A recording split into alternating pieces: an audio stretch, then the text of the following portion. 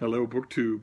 Sorry for the creepy Boris Karloff lighting, but it can't be helped. I was I was sitting here on the couch with a MacBook Pro, and I was gradually shifting into full-on writing mode. The dog is taken care of. The mail is taken care of. The sun has gone away, and the reading time hasn't happened yet. There's a block of writing to be done, and I was almost completely shifted into that when suddenly I realized, wait a minute. According to Twitter, it's book recommendation day. Well, you can't have book recommendation day come and go without making recommendations of books. Now, can you? So that's what I've decided to do. We'll just do, I hope, a quick video where I'm going to recommend 5 books to you. And an old friend of mine was watching a few videos of mine the other day at the Athenaeum, and he commented to me that my videos are afflicted with unpredictability. He's been saying that about my reading tastes since before most of you were born. I can't help it, and you'll notice that in these 5, they bounce a little all over the map. But we're going to start off with 2 that are, I believe, not in print anymore, so they might be harder for you to find. If they strike your fancy, let me know, because my book recommendations, remember, always come with an act 2. I don't just recommend things. I will find them for you if you want. But the first one is the first one of the 2 that are not in print anymore is a novel. It's a gay novel. It's this. It's Remembrance of Things I Forgot by Bob Smith, who was a meteorically famous gay comedian and writer, and who wrote this novel about a still young man who decides, after he's broken up with his boyfriend, to pinch the boyfriend's functioning time machine and go back into his own past to help himself and his family to avoid mistakes. And eventually, as he gets the hang of it, he thinks maybe go whole hog and somehow stop George W. Bush from becoming president. And you might think from that description that this is a comic romp, and you're right, it is. But this author is always playing a deeper game, and there are very touching bits that work their way to the surface in this book. There will be points, unless you're very very young and have never had a desire to have a time machine to go back and make and correct your old mistakes. If you have ever felt that way, there are going to be moments in this book that are going to bring a lump to your throat, and in a good way. So if you can find it, by all means, do. The next one is it's a literary memoir. It's a slim thing, but oh my god, I forgot how good it was. I found it the other day and reread it in a shot and loved it so much. It's this. It's Kafka Was the Rage by Anatole Breillat, who was a young man in Greenwich Village in the 1950s and was living with the protege of Anais Nin, and he was meeting all the literary people, and he was hoping to become a literary giant himself. Uh, and this is just a memoir of those hot, messy days, and it's just wonderful. I wanted to read you a bit here. Let's give you a taste of it, just in case it interests you. Living with Sherry, that's the Anais Nin protege, was a process of continual adjustment. It was like living in a foreign city. You learn the language, the currency, the style of the people. You find out how to make a phone call, how to take the subway, where the stores and restaurants are, the parks, the public pissoirs, the post office. You try to feel like a native, not a foreigner. You progress from grammar to idioms in an attempt to talk as if you belonged. Still, you never succeed in feeling at home. You remain a visitor, perhaps only a tourist. And that's he's writing about her, but that does real good double duty as the perils of getting to know anyone. And the whole thing is like that. It just it veers from the serious to the funny, always quotable. I love it. I absolutely love it. And then the next 3 we're going to do, because I don't want this to be a hugely long video, because I've got writing to do. And so do you, right? Don't you worry. An avalanche of writing nagging videos is coming in preparation for NaNoWriMo. But not yet. This is book recommendation day. So the next one I want to show you is a work of history. I found it very engaging. It's this, The Curious World of Samuel Pepys and John Evelyn, by Margaret Wills. This is a sort of a dual biography and sort of life and times of the 2 great famous diarists of the age. 2 people who knew each other and kept diaries that are radically different, but both really good, both fascinating to read about what it's like to live in the England of King Charles, of what it's like to live in the time of the Great Fire and the Great Pestilence, and the birth of science, the birth of literature, the birth of modern theater. It was an incredible time, and we would be incredibly lucky just to have scattered correspondence and maybe some contemporary histories of the time. But instead, we have two diarists working hard to capture their own age, and in very different ways, massively entertaining. The book captures some of the wonder of it, some of the interest of it.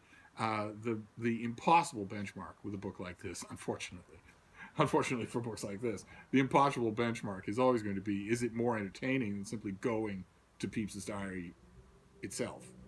And the answer is no. Of course, it's not. This is about that.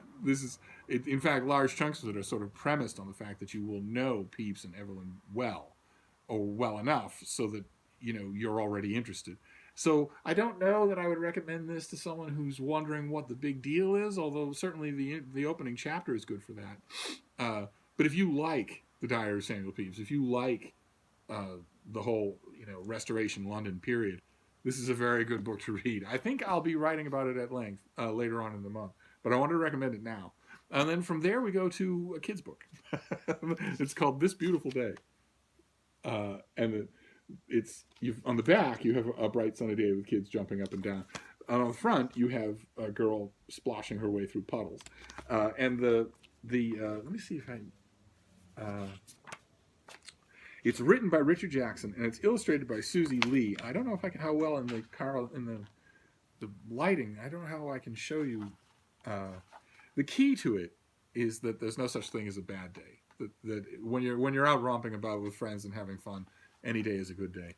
And I don't know how well you'll be able to see it. The kids eventually learn that lesson, and it's just wonderful. It's very simple. There's hardly more than a line of prose on every page, but it's all about that. It's all about making your own great day. And if you do, you'll be rewarded. In the kids' book itself, the kids are rewarded with a beautiful day, but they liked it beforehand. So I highly recommend this. I know for a fact that this is in the faced out in the children's section of the store of the country's Barnes and Nobles, because I was in one the other day and there it was. I was happy to see it. I hope that people are noticing it. And then the last thing we'll do for today, it's huge, and it is well nigh unto a religious experience for me. It is the Legion of Superheroes. This is the Silver Age Omnibus, Volume 1. And there are our heroes. Notice that in the middle of the picture, you have all these teenage superheroes flying and smiling. And in the middle, there's a statue of Superboy, Superman, when he was a teenager. And the reason for that is because, those of you who don't know, and I assume you don't care, but tough bananas. The reason why there's a statue of Superboy is because in the Legion of Superheroes was created 50 years ago by the great Otto Binder. And it's a team of teenage superheroes 1,000 years from now who remember Superboy and Superman as a legend.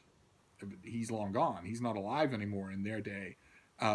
And these teenagers decide to make a super team, a club, and right wrongs and fight villains and save people from natural disasters. And their inspiration is Superboy, the original teenage superhero. And very quickly they decide, in fact, almost immediately they decide, wouldn't it be great to use time travel technology to go back in time and induct him into our group? And that's what they do. So eventually, they have a time bubble where they can travel back to the 20th century. And Superboy, at the time, Superboy and Superman in the DC universe were well nigh all powerful.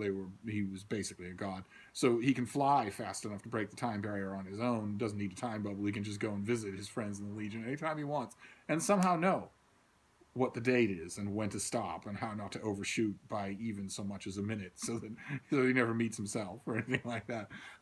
And this omnibus collects the first, dozens and dozens of Legion stories, just the glorious very first beginning of the Legion. The team appeared in Adventure Comics and Superboy's own title and became so overwhelmingly popular almost immediately. Fans wrote in and wrote in and wrote in. I don't know who any of those fans might have been, but they typed up their letters and they licked their postage and they sent off their letters saying we want more of the Legion. And if it's a Legion, there should be more. Originally, only 3 Legionnaires induct Superboy, and they say they're part of a much bigger team, but we never see it. So fans wrote in and said, much as we love Superboy, we want more of the Legion and we want more members. We want to see the whole of the Legion, which led to an ever expanding cast and more appearances, and finally a title of their own that I have been in love with for the whole of that time. I love it so in almost every incarnation, which makes, tomorrow, for instance, is Wednesday here in America. That's Comic Book Day. That's when new comic books are released. Makes every Wednesday just a little more painful because there's no Legion comic book right now, and I shudder to think what it would be like if there were. So I'm almost grateful that there isn't one. But going to a comic shop and having no Legion comic, it's been that way for years now, and it never gets any easier. But this thing is certainly a recommendation for those of you, if there's even one Legion of Superhero fans out there listening to me. This is the volume that you want to have. These are the issues that they've been reprinted in smaller hardcover volumes for years and years, and paperback reprints and whatnot. But this is what you deserve. Long live the Legion. So there you go. That is book recommendation day. We have the Legion of Superheroes Silver Age Omnibus Volume 1. We have This Beautiful Day, about just going out and enjoying yourself. We have The Curious World of Samuel Pepys and John Evelyn. This is about the 2 great diarists, their friendship and the age they chronicled. Then Kafka Was the Rage by Anatole Breillat, a literary memoir and a personal memoir and a hypochondriac's memoir about Greenwich Village that is long gone, a Greenwich Village that doesn't exist anymore, and Remembrance of Things I Forgot by Bob Smith, which is about going back and stopping yourself from making all of those dumb decisions, and maybe along the way realizing that even if you could, maybe you wouldn't stop yourself. And that's it. Those are 5 book recommendations that I can wholeheartedly pass along to you. And then I'm going to stop for now, and I'm going to get back into writing. So I will see you soon. Thank you, BookTube.